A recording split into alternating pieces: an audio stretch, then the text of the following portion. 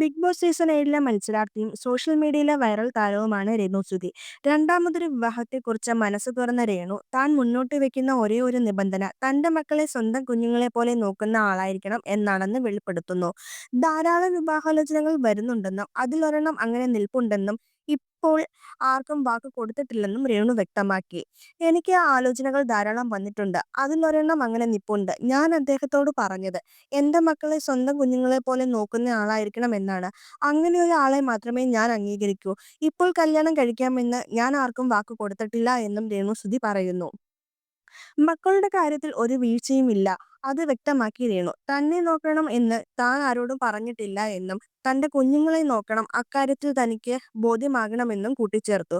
നിലവിൽ ആ വ്യക്തിയുമായി ഫ്രണ്ട്ഷിപ്പ് മുന്നോട്ട് പോവുകയാണെന്ന് രേണു പറയുന്നു.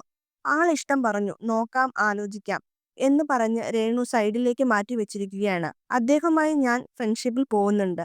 രേണു ഓൺലൈൻ മാധ്യമത്തിന് നൽകിയ അഭിമുഖത്തിൽ വ്യക്തമാക്കി. പ്രണയം പെട്ടെന്ന് തോന്നുന്നതാകാം. പക്ഷേ വിവാഹം എന്നത് വളരെ വ്യക്തമായി ആലോചിച്ച് തീരുമാനിക്കേണ്ട കാര്യമാണ്. അതുകൊണ്ടാണ് സാവകാശം വേണമെന്ന് ആവശ്യപ്പെട്ടതെന്നും രേണു കൂട്ടിച്ചേർക്കുന്നു.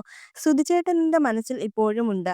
അത് അംഗീകരിക്കണമെന്ന് പ്രപ്പോസ് ചെയ്യുന്നവരോട് താൻ പറയാറുണ്ടെന്നും രേണു വെളിപ്പെടുത്തി.